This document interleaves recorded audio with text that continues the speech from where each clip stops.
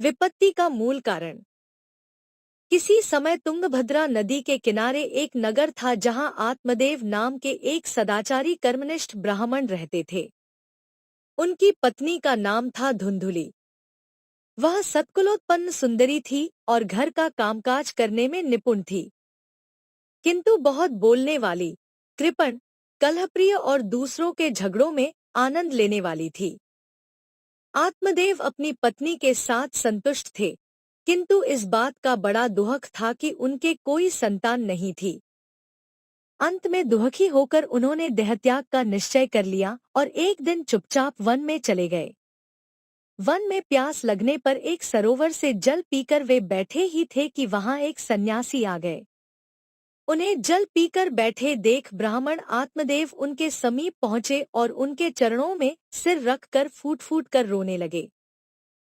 सन्यासी महात्मा के पूछने पर आत्मदेव ने अपने कष्ट की बात बताई और पुत्र प्राप्ति का उपाय पूछा। सन्यासी ने योगबल से उनकी भाग्य रेखा देखकर बताया, तुम्हारे प्रारब्ध में 7 जन्मों तक पुत्र नहीं है। पुत्र प्राप्ति के मोह को छोड़ दो। यह मोह अज्ञान से ही है। देखो, पुत्र के कारण महाराज सगर और राजा अंग को भी अत्यंत दुख भोगना पड़ा है। सुख तो मोह को छोड़कर भगवान का भजन करने में ही है। परंतु ब्राह्मण तो संतान की इच्छा से मोहांध हो रहे थे। उन्होंने कहा, यदि आपने पुत्र प्राप्ति का उपाय न बताया तो मैं यहीं आपके सामने प्राण त्याग दूंगा। अंत में विवश होकर महात्मा ने ब्राह्मण को एक फल देकर कहा, क्या किया जाए, तुम्हारा दुराग्रह बड़ा बलवान है, किंतु पुत्र से तुम्हें सुख नहीं होगा, क्योंकि प्रारब्ध के विपरीत हट करने से कष्ट ही होता है। फिर भी यह फल ले जाकर अपनी पत्नी को खिला दो, इससे उसे पुत्र होगा। यदि तुम्हारी पत्नी 1 वर्ष तक सत्य बोले, पवित्रतापूर्वक रहे, जीवों पर दया करे, दीनों को दान दे और केवल एक समय भोजन करे तो पुत्र धार्मिक होगा। महात्मा फल देकर चले गए और ब्राह्मण ने घर आकर फल अपनी पत्नी को दे दिया। आत्मदेव की पत्नी भी अद्भुत ही थी। उसने वह फल खाया नहीं, उल्टे अपनी सखी के सामने रोने लगी, सखी, यदि मैं फल खा लूं तो गर्भवती हो जाऊंगी, उससे मेरा पेट बढ़ जाएगा, भूख कम हो जाएगी, मैं दुर्बल हो जाऊंगी, फिर घर का कार्य कैसे होगा? कदाचित गांव में डाकू आ गए तो गर्भिणी होने से मैं कैसे भाग पाऊंगी? कहीं गर्भस्थ शिशु टेढ़ा हो गया तो मेरी मृत्यु ही आ जाएगी। सुना है प्रसव में भी महान कष्ट होता है।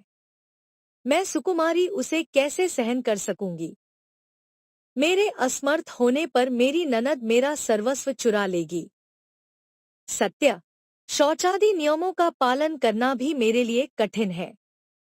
पुत्र के लालन पालन में भी स्त्री को बड़ा दुख होता है। मेरी समझ से तो वंध्या या विधवा स्त्री ही सुखी है। इस प्रकार कुतर्क करके ब्राह्मण पत्नी ने फल नहीं खाया। कुछ दिनों बाद ब्राह्मण पत्नी की छोटी बहन उसके पास आई। ब्राह्मणी ने सब बातें उसे बताकर कहा, बहन, ऐसी दशा में मैं क्या करूं? उसकी बहन ने कहा, चिंता मत करो, मैं गर्भवती हूं, बच्चा होने पर उसे तुम्हें दे दूंगी। तुम मेरे पति को धन दे देना, वे तुम्हें बालक दे देंगे। तब तक तुम गर्भवती के समान घर में गुप्त रूप से रहो। लोगों में मैं प्रसिद्ध कर दूंगी कि 6 मास का होकर मेरा पुत्र मर गया। तुम्हारे घर प्रतिदिन आकर मैं तुम्हारे पुत्र का पालन पोषण कर दूंगी। यह फल तो परीक्षा के लिए गाय को दे दो। ब्राह्मण पत्नी ने फल गाय को दे दिया और पति से कह दिया कि उसने फल खा लिया है। समय पर उसकी बहन को पुत्र हुआ। गुप्त रूप से उस बहन के पति ने बालक लाकर ब्राह्मणी को दे दिया। ब्राह्मणी ने पति को बताया, बड़ी सरलता से पुत्र हो गया। ब्राह्मण के आनंद का पारावार नहीं था। बड़ी धूमधाम से पुत्रोत्सव मनाया जाने लगा। ब्राह्मण ने उस बालक का नाम माता के नाम पर धुंधकारी रखा। कुछ दिनों बाद गाय ने भी एक मानव शिशु को जन्म दिया। लोगों को इससे बड़ा कुतूहल हुआ। बालक बहुत ही सुंदर, तेजस्वी था, किंतु उसके कान गाय के समान थे। ब्राह्मण ने उस बालक के भी संस्कार कराए और उसका नाम गोकर्ण रखा। बड़ा होने पर बालक गोकर्ण तो विनम्र, सदाचारी, विद्वान और धार्मिक हुआ, किंतु धुंधकारी महान दुष्ट हुआ। शुद्धता, पवित्रता से वह दूर रहता।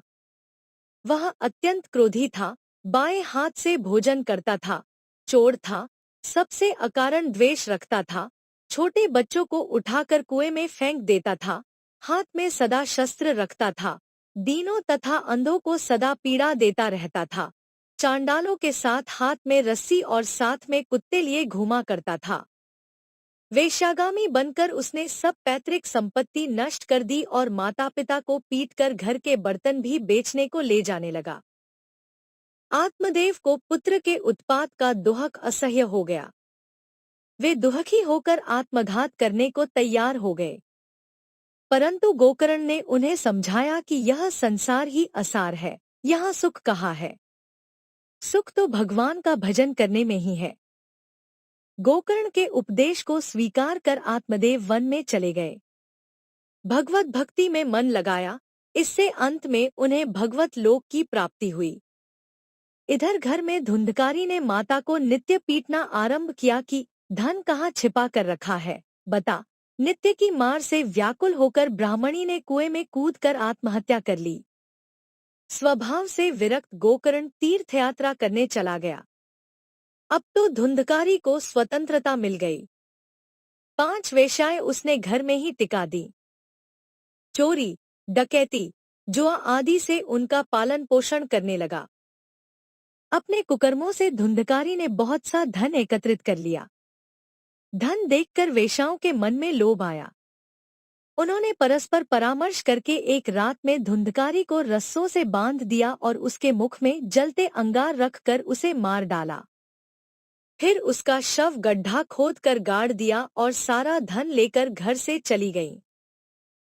मरकर धुंधकारी प्रेत हुआ। तीर्थ यात्रा करके जब गोकर्ण लौटा और रात्रि में अपने घर में सोया, तब नाना वेशों में प्रेत बना धुंधकारी उसे डराने का प्रयत्न करने लगा। गोकर्ण की कृपा से वह बोलने में समर्थ हुआ।